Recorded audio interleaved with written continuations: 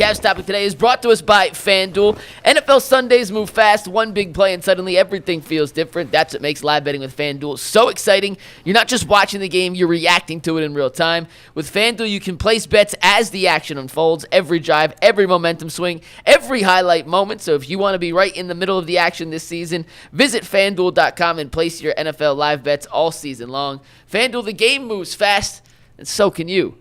All right, guys, the Cavs are playing the Chicago Bulls again tonight. They are back home after dropping Wednesday's contest to Chicago by 16. It was an ugly, ugly game on Wednesday.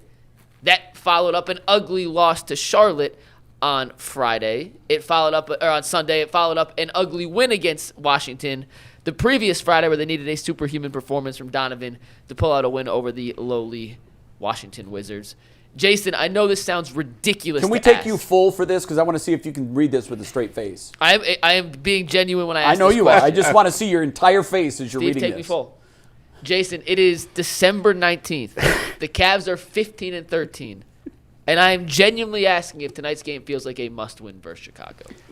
Obviously, it's absurd to say an NBA game on December 19th is a must-win game, obviously. Now, I do think that there is a significant amount of pressure mounting within the organization for this thing to turn much sooner than later.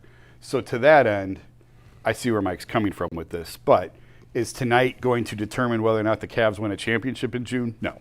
So therefore, I can't say. You can say it's urgent. We have reached an urgency level. Yeah. In this season, that's not you. I don't think that's debatable at this point. Jay, what is going on? They're a mess. Why?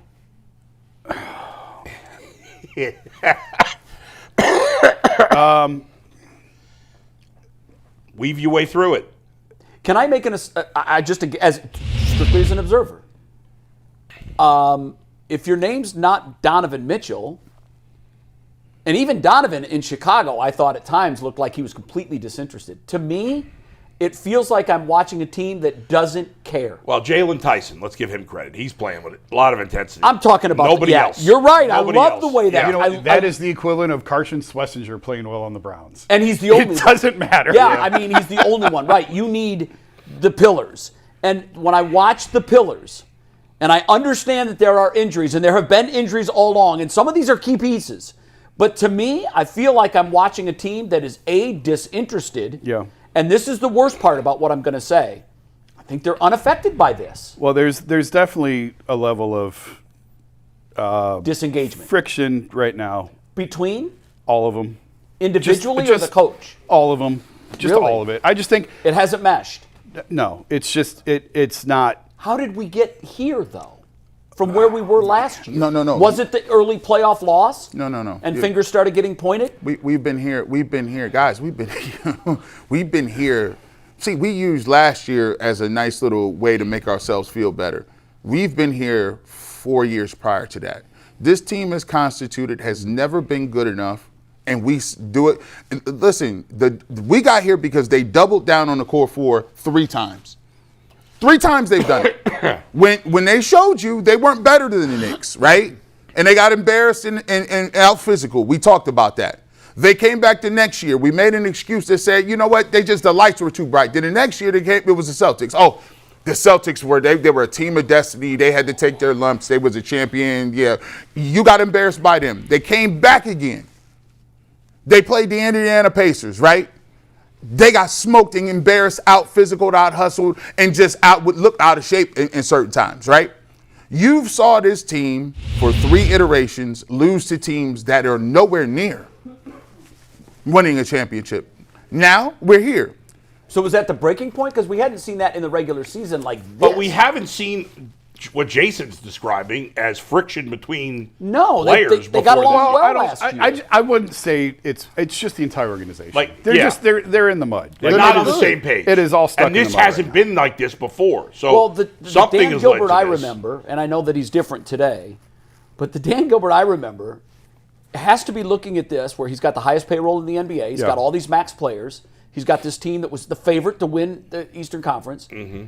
He can't be sitting around just twiddling his thumbs, even though he has been far less involved. I would think that there's got to be a move made. Is that a trade? Does a coach get fired? What's going on? That'd be wild if the coach got fired half a season after he won Coach of the It's Year. hard for me to even say that, but when I watch these guys, it's obvious they need a major shakeup, and you can make a major shakeup by moving Darius Garland. You can do that. But can they? But no, I don't know that they're. But yesterday I read that there are teams interested in Darius Garland. Come on. Well, I don't know. I mean, I did read that yesterday. Aren't we supposed? Is this where we're supposed to talk? I saw it on the rundown somewhere. Are we doing that in the TV show or? No, we talk all the Cavs you want here. I mean, Darius and Jarrett's value is extremely low. See, I agree with that It's too. extremely But low. when I see that there are teams that are wondering about Darius Garland, it makes me think, well, there could be a sucker. Remember the conversation we just had in the last segment? I do. Yeah, I know. I knew Well, that's let what me you ask were- you this, Jason, and Mike, because I think this is an important question. At this point, are things bad enough that, and I don't even know if you could do this cap-wise. I know with the extra apron, it's second apron, whatever.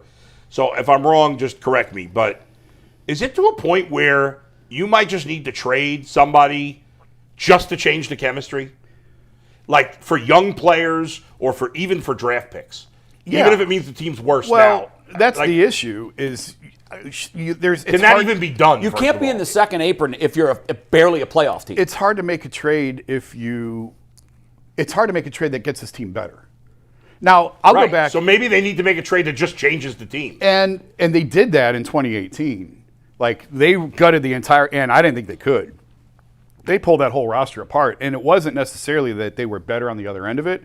They just had to get rid of some of the personalities and they had to change the mood of that of that team. So we at that Are we there again? I don't know. Like that was a LeBron toxic thing. Like that was all about LeBron and LeBron's last year in Cleveland and everything. This is much different than that. I mean, there are guys that I think that it would be helpful to move, but I don't know that you're not gonna get value for them. You chose wrong. But maybe you just have to do it. Yeah, you're right. I think we bet on the wrong horses. You hear it. Like, Darius Garland is a max player. You had to max him because at the time he was playing a certain level. You didn't have any other options. He's a max player on paper only. Jared Allen gets a lot of money to be a role player. He's never going to be a guy that moves the needle. And then you had to give Evan Mobley a max deal. And then the year that it dropped, the way the collective bargaining agreement worked, he actually was Defensive Player of the Year, made all these awards, and then they had to supermax him. So now you got Evan Mobley on a strained calf who is a really good player. He's not a max type player that's going to help you. And so what you look and you see right now, you have the remnants of a team that is stuck in a place where their best player is Donovan Mitchell. He's always going to be their best player. He's the one with the mentality, and he's sitting here like, guys, what are we doing? What are we doing? And you're not doing nothing. I think losing Ty really hurt him. Really hurt him. Yeah. I think Ty overplayed his hand a little bit in negotiations, or Ty's representation overplayed his hand a little bit in negotiations. That was a big loss for him. I think the Hunter trade, in hindsight, is going to hurt them more than it helps them. What's happened to him? I mean, He looks like a shell of himself. No defense. so the Hunter move is what put them into the second apron and what caused a lot of these problems. Right. And I think we're going to look back on this as last year was the best chance to win a championship with this team. I think you're right. And because now they're into that second apron because of the Hunter trade. Yeah. And he had if I described to you he's long and athletic, he defends, he can shoot threes, you would say, and that's what we were going off of, is like, wow, bring him in. This is great. This is exactly what they we've need. seen him be effective. And the trade got them out of the tax last year. Like, it was a great move. But now you're starting to see a little bit with DeAndre Hunter, maybe why Atlanta was willing to give up on a 6'5". being exposed. They traded his best friend. Well, They didn't trade. they him, didn't but he sign left. him. Well, they didn't sign. I get it, but they chose Sam Merrill over Ty Jerome. Well, Ty made them choose Sam. They wanted Ty. Ty was the priority. And I think Ty's side messed that up. By the way, Ty hasn't played this year. Like, Yeah. Ty and I have the exact same amount of minutes played in the league. He's been hurt, guys, and he was hurt the year before. He was really good last year. Does So the just goal now have keep to that in be mind. to get That's out fair. of the second? What's that? I'm sorry. Does the goal now have to be, more than anything else, to get out of the second apron? I think it does. Does that have to be the first priority at this point, or are we not at that point yet? I mean, I think you're pot committed to this. You're done. Because you've seen it work last year. You've seen it. I mean, I know they flamed out in the playoffs. I know. and I know that there is injuries and everything else, but you've seen what this team is capable of. This may not be popular. I think you just have to ride it out. I don't know what the other option Why is. couldn't you Jason just Lloyd trade- he is right. Why can't you trade Darius, even if it means you're worse? Who's going to take him? He's got $100 million. Nobody would want him. Nobody would want him. He's got a bad toe. He's an bad undersized contract. point Mike, did you guard see the who's report that always I saw hurt that there and were doesn't teams- play defense. Who He's were got the $100 teams million that were left. interested? Were they mentioned? So yeah, Jason and I did this on the Cavs show on Tuesday. If you want Okay. more, because we got Ted Nugent 1 sec, so we got to wrap in a minute, and we'll bring Ted in. Ted But- Nugent. Ted Nugent Wynn, then? sorry, Ted Wynn, sorry. Yeah, sorry, like, sorry, hold sorry. on. Ted Nugent, former linebacker. Let's Ted, rock my bad. I on. know you're listening. My bad, Ted. Ted Wynn. Ted Nugent's a singer. It was the Wizards, the Timberwolves, and the Magic. The Okay. Timberwolves make the most sense. I've gone through the trade machines. Like, none of the deals really make sense if you're trying to get even quasi value back for Darius. Who cares? Well, I maybe was they're saying just change trying to get out of the chemistry. second apron. Fine, but you still have to take back money in some regard to put that deal in where it could actually work. Because Minnesota's right against the second apron. They can't Yeah. take on a lot of I extra mean, money. I said it after the Desmond season. Bane trade. Orlando can't take on extra money. The Wizards can, but what do you want back from the Wizards? Nothing. Mike, Nothing. you and Jason keep, and maybe you're right. You're trying to win a championship. They can't win a championship. What- We know that. So you got to ride it Adam, out. It's December 19th. You You're got to in the ride it middle out. Of this. Bull, you there's can't no, start bull, a there's rebuild no. now. It's like buying a car, and then 1 year when you buy a brand new car, you say, "I want to take it and back." by the way, I feel like- they don't have any control over their picks for the next 5 years. they're done. hear you. They're done. So you have got So to. what I'm saying is, you keep, Mike, you keep saying, well, I don't know if you get good value. Of course you're not going to get good value. You need to change the chemistry, though. But I don't know that. Even if it- I don't know that Darius is where I would start to try and change the chemistry. Okay, so who? I said after last season I would try and Jarrett. trade Jarrett, Yeah.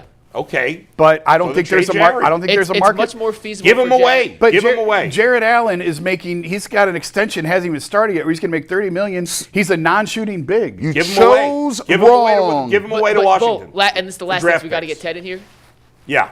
It's not easy just to give away because all these teams are already up against cap Well, restrictions. but too. Washington. Washington has to want him. Why would Washington Yeah. Why would want Washington Jared do that? Allen? You're So, right. all right, we got to You're guess. right. The We got Cavs, to by the bring way, in. 3-7 in their last 10. I mean, this Like- was a 6-game stretch here where Mike and I on They our should have won. podcast- They should have won all. Five of is them. five At is least six. five. You got to win Go 5 ahead, or 6. Mike. Yeah.